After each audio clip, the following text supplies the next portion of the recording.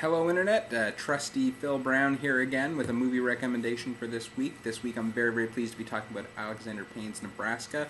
Alexander Payne's one of my favorite filmmakers. He made Citizen Ruth, Election, About Schmidt, Sideways, and The Descendants.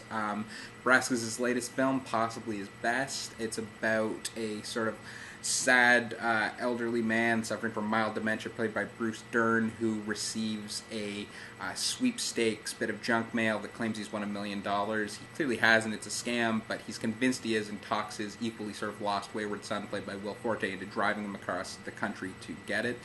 Most of the film is spent in Bruce Dern's hometown, where they stop along the way, and you see this sort of lost landscape and people who rally around Bruce Dern's potential win. Some people provide some sort of hope to their lives. Sounds very sad. It is quite moving, but it is primarily a comedy. Very funny, not in a kind of jokey, broad way, but in just how accurately it represents these people and world we rarely see. The performances are incredible. Bruce Dern, possibly the performance of his career. Will Forte gives probably the best performance he's ever going to have the chance to give, just given the fact that he's primarily known for broad comedies like his work in Saturday Night Live and MacGruber. June Squibb plays Bruce Dern's wife. She's a really wonderful, vulgar, interesting character who you don't normally see. She'll probably get a lot of awards attention. The great Stacy Keach shows up as the sort of villain of the piece.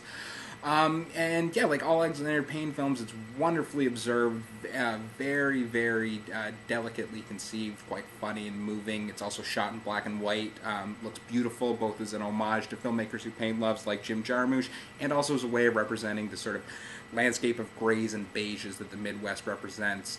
Beyond that, I don't really think it's appropriate to talk about it much further, simply because I find Alexander Payne movies are very easy to overpraise.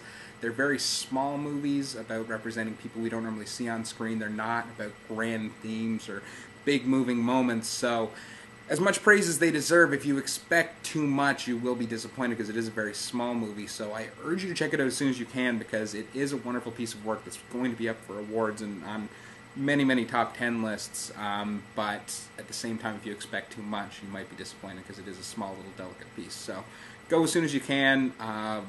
As I said, easily one of the best films of the year, and I can't recommend it enough, but don't be oversold on my recommendation or anyone else's. So, very trepidatiously, this is Phil Brown signing off for RealTomRoots.com. Thank you.